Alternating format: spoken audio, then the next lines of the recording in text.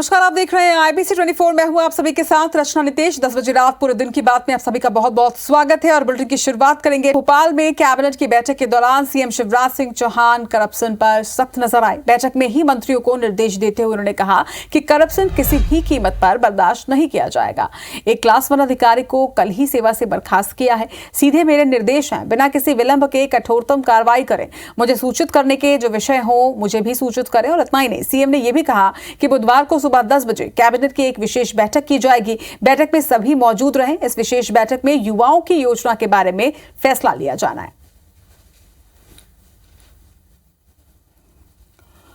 Corruption पर zero tolerance, और उसका उदाहरण एक जो हमारा क्लास 1 अफसर था, उसको हमने कल ही सेवा से बर्खास्त किया है। ये किसी भी कीमत करप्शन को बीजेपी की सरकार बर्दाश्त नहीं करेगी। और सीधे मेरे निर्देश हैं, जहां ऐसे मामले आए बिना किसी विलंब के कठोरतम कार्रवाई की जाए। पीसीसी चीफ कमलनाथ सिंगरौली जिले के देवसर के दौरे पर रहे। इस दौरान उन्होंने आगामी चुनाव में कांग्रेस की जीत का दावा किया और कहा कि कांग्रेस के सत्ता में आने पर जिले की समस्याओं को दूर कर दिया जाएगा। विंध्य इलाके से इस बार कांग्रेस को काफी उम्मीदें हैं। इसके लिए खुद कमलनाथ ने मोर्चा संभाल रखा है। इसी कड़ी में सिंगरौली जिले के देवसर पहुंचे कमलनाथ ने ब्लॉक अध्यक्ष, सेक्टर कार्यकर्ताओं, मंडलम अध्यक्ष और कार्यकर्ताओं से संवाद कर उन्हें आगामी विधानसभा चुनाव में एकजुट होकर जीतने का मंत्र दिया। वहीं कमलनाथ ने जनसभा में प्रदेश सरकार को कई मुद्दों पर घेरा। ये डिस्ट्रिक्ट मंडल फंड में कितना भ्रष्टाचार है, ये बांटा जाता है, इसका उपयोग होता है कि कितनी कमीशन बन जाए। पूर्व नेता प्रतिपक्ष अजय सिंह राहुल समेत कांग्रेस के क्षत्रपों ने साल 2018 के चुनाव में पूरी ताकत लगाई, लेकिन नतीजे उनके पक्ष में नहीं रहे। मगर इस बार कांग्रेस को उम्मीद है कि एंटी इनकम्बेंसी समेत जनहित के मुद्दों को लेकर बड़ा माइलेज मिलेगा। भाजपा सक्सेसफुल रहती है जनता को गुमराह कर, जनता का ध्यान बोले। विंध्य क्षेत्र की 30 में से कांग्रेस केवल 6 सीटें जीत पाई थी। वहीं बीजेपी 24 सीटों के साथ एक तरफा बढ़त लेने में कामयाब रही थी। इंदौर से मंगलवार को पूरी गंगा सागर भव्य काशी यात्रा भारत गौरव ट्रेन रवाना हुई। ये पहली भारत गौरव ट्रेन है जिसे रेल राज्य मंत्री दर्शना जरदोश ने वीडियो लिंक के जरिए हरी झंडी दिखाई। घरेलू पर्यटन को बढ़ावा देने के लिए रेलवे भारत गौरव ट्रेन चला रहा है। इसी कड़ी में इंदौर से पहली भारत गौरव ट्रेन को पूरी गंगा सागर यात्रा पर रवाना किया गया। रेल राज्य मंत्री दर्शना जरदोश ने ट्रेन को वर्चुअली हरी झंडी दिखाई। यात्रियों का इंदौर स्टेशन पर जोरदार स्वागत भी किया गया। इंदौर पूरी गंगा सागर ट्रेन जो है वो निकलने वाली है। हम देख सकते हैं किस तरह से आज पूरे रेलवे स्टेशन को सजाया गया है। आपको कैसा लग रहा है, आप इतनी दूर जा रहे हैं? आके बड़ा अच्छा लगा है यहाँ पे। आप बताइए आंटी, क्या आप लोग भी जा रहे हैं? हाँ जी, जा रहे हैं। कैसा लग रहा है? लग रहा है बहुत मजा आ रहा है। LHB कोच वाली ये ट्रेन 9 रात और 10 दिन की यात्रा करेगी। इस दौरान यात्री पुरी, गंगा सागर, बैद्यनाथ, वाराणसी और अयोध्या के दर्शन करेंगे। ट्रेन में कुल 755 यात्री हैं। खुशी का अवसर है कि हमारे मध्य प्रदेश में भारत गौरव ट्रेन का शुभारंभ हो रहा है। पश्चिम रेल मंडल और IRCTC ने इंदौर से रवाना होने वाली दूसरी भारत गौरव ट्रेन की तैयारी शुरू कर दी है। दूसरी ट्रेन श्री रामेश्वरम, तिरुपति समेत दक्षिण दर्शन के लिए 29 मई को रवाना होगी। अंबिकापुर का दरमा मां महामाया एयरपोर्ट राजनीतिक अखाड़ा बनता जा रहा है। दरअसल DGCA की टीम दरमा एयरपोर्ट का निरीक्षण कर रही है, जिसे लेकर केंद्रीय राज्य मंत्री रेणुका सिंह ने दरमा एयरपोर्ट को केंद्र सरकार की उपलब्धि बताया और राज्य सरकार पर आरोप लगाए। एयरपोर्ट के निर्माण को लेकर केंद्र सरकार ने पैसे दिए और राज्य सरकार सिर्फ वाहवाही लूटने का काम कर रही है, ये तंज भी उन्होंने कसा। इस मामले पर पलटवार करते हुए प्रदेश के खाद्य मंत्री अमरजीत भगत ने कहा कि रेणुका सिंह को जानकारी नहीं है और वो सिर्फ कोरी बयानबाजी कर रही है। अमरजीत ने यह भी कहा कि दरमा का मां महामाया एयरपोर्ट राज्य सरकार का आंचलिक एयरपोर्ट है, जहां निर्माण के लिए राज्य सरकार ने ही पैसे दिए हैं। यही नहीं, अमरजीत भगत ने यह भी कहा कि राज्य सरकार ने एयरपोर्ट बनाकर तैयार कर दिया है और अब रेणुका सिंह सिर्फ बयानबाजी ना करें बल्कि लाइसेंस की प्रक्रिया को जल्द पूरा करवाकर यहां से उड़ान सेवा शुरू कराकर क्षेत्र के लोगों को सौगात दें। ये सरकार बिल्कुल प्रोटोकॉल का ध्यान नहीं रखते। अब हम लोगों की बात अलग है। यहाँ पर 3 कैबिनेट मंत्री हैं, लेकिन आप सब हमेशा इस बात को पाते हैं कि मछली बाजार जैसे इनकी दोनों मंत्रियों के कार्यकर्ताओं की समर्थकों की लड़ाई होती है। तो इस सरकार से ज़्यादा क्या अपेक्षा करेंगे। लेकिन ये उड़ान स्कीम भारत सरकार की है। हमने 90 करोड़ रुपए की स्वीकृति दी है। 56 करोड़ 50 लाख रुपए हम राज्य सरकार को दे चुके हैं। रेणुका सिंह जी को योजनाओं का जानकारी ही नहीं है, हवाई बात करती हैं। करें तो राज्य सरकार की आंचलिक एयरपोर्ट है और राज्य सरकार के अंदर में आता है। अब रेणुका सिंह जी का हम वो देखते हैं कि जल्दी 1 सप्ताह में उड़ान सेवा के लिए वहाँ से लाइसेंस जारी कराएं और भेजें। चुनावी साल में आंदोलनों का दौर जारी है और अब विश्वविद्यालय के कर्मचारी भी सरकार के लिए मुसीबत बनते जा रहे हैं। दरअसल भोपाल के बरकतुल्लाह विश्वविद्यालय यानी कि BU के कर्मचारी और अधिकारियों ने 7वें वेतनमान के लिए प्रदर्शन शुरू कर दिया है। कर्मचारी रजिस्ट्रार के गेट के बाहर धरने पर बैठे हुए हैं और कर्मचारियों ने अपने हक में आवाज भी बुलंद की। आपको बता दें कि कर्मचारी 7वें वेतनमान सहित 13 सूत्री मांगों को लेकर प्रदर्शन कर रहे हैं और इसके अलावा रिटायर्ड कर्मचारी और अधिकारी भी 7वें वेतनमान के हिसाब से पेंशन में बढ़ोतरी की मांग कर रहे हैं। हमारी जो प्रमुख मांगे हैं वो बहुत पहले से इसके लिए प्रयास किया जा रहा है और वो प्रमुख मांग में 7वें वेतनमान से पेंशन का भुगतान करना है।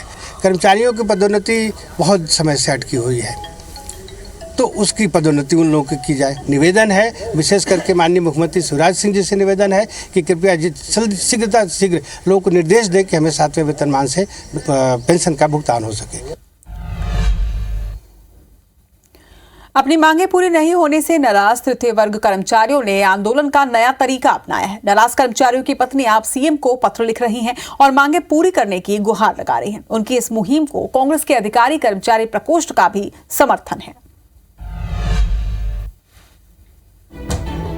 अपनी लंबित मांगे पूरी नहीं होने से खफा कर्मचारियों ने नया पैंतरा आजमाया है, जिसकी शुरुआत भोपाल से हुई। कई कर्मचारियों की पत्नियों ने CM शिवराज को चिट्ठी लिखकर मांगे पूरी करने की मांग की है। कर्मचारियों को उम्मीद है कि सरकार शायद लाडली बहनों की सुनवाई ही कर ले। मुझे कर्मचारियों ने एक अभियान के रूप में लिया है कि हम लोग पोस्ट कार्ड अभियान चलाएंगे। जब लाखों पोस्ट कार्ड मुख्यमंत्री जी तक पहुँचेंगे और उस पर वो संज्ञान लेंगे कि प्रदेश का कर्मचारी कितना परेशान है। कांग्रेस का कर्मचारी अधिकारी प्रकोष्ठ इस मुहिम का समर्थन कर रहा है। वहीं बीजेपी समय समय पर कर्मचारियों की मांगे पूरी करने की दलील दे रही है। मध्य प्रदेश के कर्मचारियों की पत्नियों ने माननीय मुख्यमंत्री जी को पत्र लिखकर ये आग्रह किया है कि उन्हें भी सुविधा मिलनी चाहिए। कर्मचारियों के लिए हमने वो तमाम वेतन में वृद्धि और तमाम महंगाई भत्ता ये सब करने के साथ साथ में उनको उनकी मूलभूत सुविधाएं उपलब्ध कराने का काम किया है। कर्मचारियों की मुहिम के तहत 15 लाख पोस्ट कार्ड मुख्यमंत्री को भेजे जाएंगे।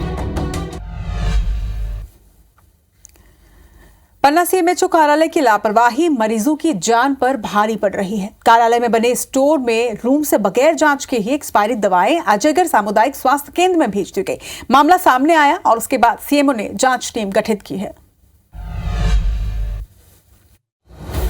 पन्ना जिले में मरीजों की जान से खिलवाड़ किया जा रहा है। अजयगढ़ सामुदायिक स्वास्थ्य केंद्र में एक्सपायरी डेट की दवाएं मिलने से हड़कंप मच गया। दवा वितरण करने वाले अधिकारी अब पल्ला झाड़ रहे हैं। अधिकारियों का कहना है कि बड़े अफसरों को इसकी जानकारी दे दी गई और एक्सपायरी दवाओं को नष्ट किया जा रहा है।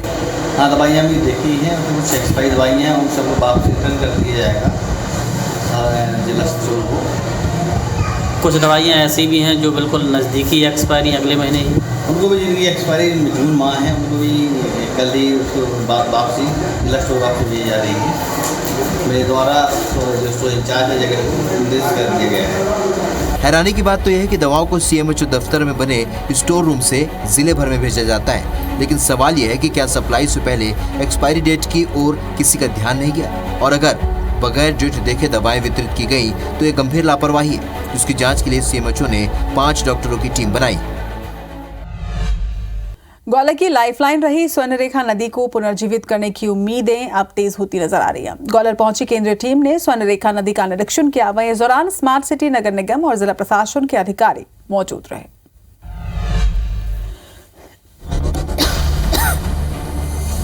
ग्वालियर की स्वर्ण रेखा नदी को नया जीवन मिलने की उम्मीद एक बार फिर से बढ़ चली है। मंगलवार को केंद्रीय जल आयोग, जल शक्ति मंत्रालय और नर्मदा बेसिन संगठन की टीम ने स्वर्ण रेखा नदी का निरीक्षण किया। इस दौरान कई अधिकारी भी मौजूद रहे। टीम ने स्वर्ण रेखा नदी के 13 किलोमीटर एरिया का निरीक्षण किया है और अब इसका ड्राफ्ट तैयार किया जाएगा, जिसको लेकर स्थानीय प्रशासन के साथ नर्मदा बेसिन संगठन और केंद्रीय जल आयोग की टीम मंथन करेगी। इसकी रिपोर्ट हाई कोर्ट को भी दी जाएगी।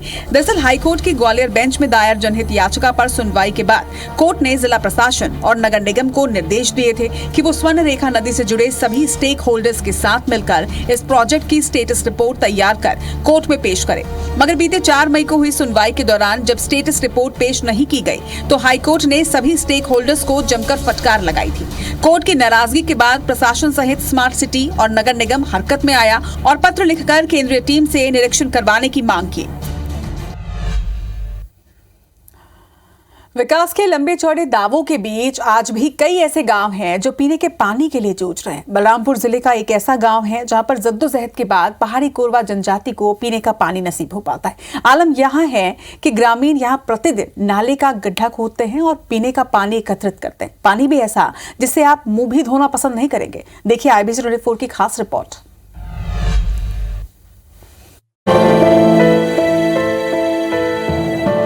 जनपद पंचायत कार्यालय राजपुर से लगभग 5 किलोमीटर की दूरी पर स्थित है ग्राम पंचायत लाऊ और उसके अंतर्गत आता है परसवान।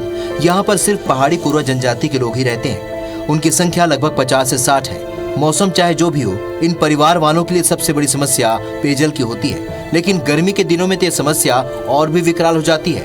यहाँ ग्रामीण घूंट घूंट पानी के लिए जद्दोजहद करते हुए नजर आते हैं। यहाँ के ग्रामीण इसी तरह हर दिन नाले में जमा होते हैं और गड्ढा खोदते हैं और गड्ढे में पानी जमा होने के बाद आपस में बांट लेते हैं। जिसके हिस्से में जितना पानी आता है वो उसे लेकर घर चला जाता है। जिस पानी से आप अपना मुंह भी धोना पसंद नहीं करेंगे, उस पानी का इस्तेमाल ये ग्रामीण न सिर्फ खाना बनाने के लिए करते हैं बल्कि उसी पानी से अपनी प्यास भी बुझाते हैं। हमारे यहाँ पानी भरे भरा है, हमारे बर पानी बहुत दिक्कत है, बहुत समस्या है। फिर पानी भी कम हो गई, फिर यहाँ पानी भरे भर सब जनाए हैं। हमन कहाँ जगह ये नहीं आए पानी। सच सरपंच मन के कहथन तो मन हाँ करथी आके देवे नहीं करे पानी पतर न तो का नियर करब कोड़थन ढोढ़ाए के गड्ढा पानी जमा होल तो वही पानी के लेके सब वही पीथन, नहा थी धोआ थी वही पानी में। पानी है ये निखेका में नहा धोआ।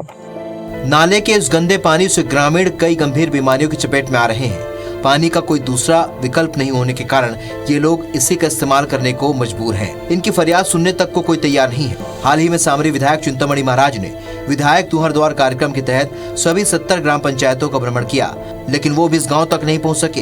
लेकिन अब जाने की बात कह रहे हैं। ग्राम परसवान करके एक गांव है जो कि पानी की काफ़ी किल्लत महसूस आपने बताया है। मैं पुनः विधायक जी के प्रतिनिधि होने के नाते विधायक जी को भी अवगत कराऊंगा और उस जगह को भी देखने के लिए स्वयं मैं विधायक प्रतिनिधि होने के नाते वहां पर जाऊंगा। आप लोगों के माध्यम से इस संबंध में जानकारी प्रदान की गई है। तत्संबंध में जनपद सीओ को निर्देशित किया गया है और वहाँ पे जो भी पेयजल की व्यवस्था होगी उसको कराई जा रही है।